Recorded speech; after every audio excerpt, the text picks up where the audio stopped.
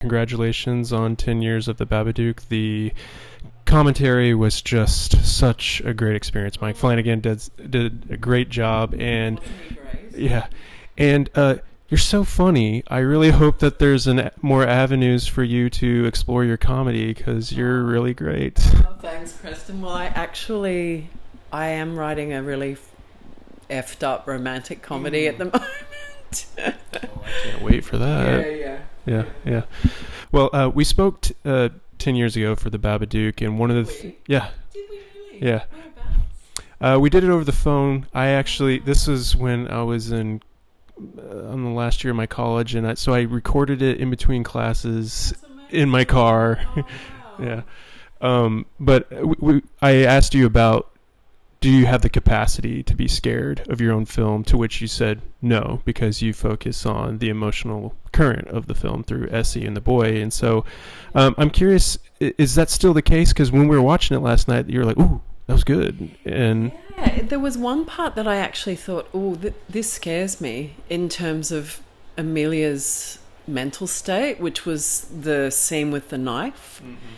It just actually sent a bit of a shiver down my spine. So I thought,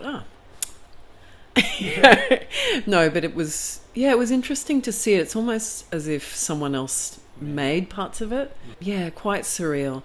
Yeah. And I think having Mike Flanagan sort of pick out different things I hadn't thought of, I really loved it. Mm-hmm. I've actually, as I said at the beginning, I refused to do a director's commentary, but I think I'm glad that I've done one 10 years later, and with another director who I love.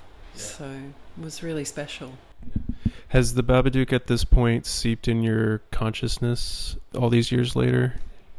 It just feels like something that's a part of me. I'm so focused now. After this festival, I'm going to LA, and we're trying to nut out this deal on another film, and crossing everything to make sure that it goes ahead next year. So I think it's always there, but I'm just not focused on it anymore, except for this wonderful 10-year anniversary. Yeah. We also spoke about this was brought up during the commentary as well. Mike brought it up about the color palette, and I also asked you, because of the original short being in black and white, like, where did all the earthy feel of everything kind of stem from? Because there's the color palette that's very earthy, but then there's dirt, there's bugs, there's worms, there's all the trees. Like, I'm just kind of curious, like, how that fit into the creature and the power that is all there. I think all these decisions that I made and inclusion of things like that were not necessarily sort of conscious intellectual decisions. It was just very much, how do I feel this this part of the story needs to be told. So it was very much from a feeling place, if that makes sense, rather than, oh, why don't I connect this dot to that dot? It's only when you stand back and look at the whole thing that I could see, there's some, repetition of themes or things that are all connected. But ultimately, it's all come from a gut feeling. So with because I'm just thinking about how you expand the themes in a visual way with a lot of the shadows and things like that. But yeah, very curious. I think it comes from that core idea of suppression. Mm-hmm. And, for example, all the bugs in there, I'm really terrified of cockroaches. Yeah. And so it's just using my personal experience and what makes me feel creeped out. Yeah. And I know we also talked about sound design, and you said that you've always been a nerd about that. And this is something I've been wanting to ask you, and we ran out of time 10 years ago, but the like pterodactyl dinosaur sound, like, where did that come from?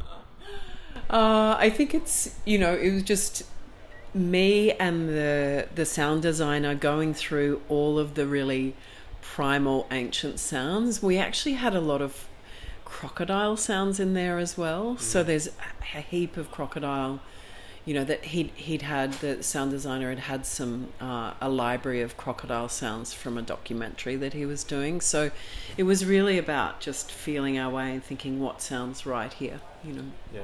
Where do you feel like this left of center thinking or attraction kind of stemmed from? What were some of those stepping stones? Who knows? I mean, it's been innate in me, ever since I was a kid. I remember the first film that really had a big impression on me was Bambi. And when I look at that now, it was a 1940s film and I was a kid of the 70s, but I remember seeing it and it was my first memory of a full film. And I think I was just so shocked by the idea of Bambi losing his mother. Mm-hmm. It really shocked me because it made me realize, oh, I can lose my mother. Yeah. And it had such a profound effect on me. And I think I've always been drawn to stories that can move you in some direction, whether it's fear or being moved to tears or just being prompted to feel something deep, Yeah. So, yeah, and I've always loved sort of strange and unique worlds, mm-hmm. rather than recreating reality, which to me feels quite boring, I guess. Yeah.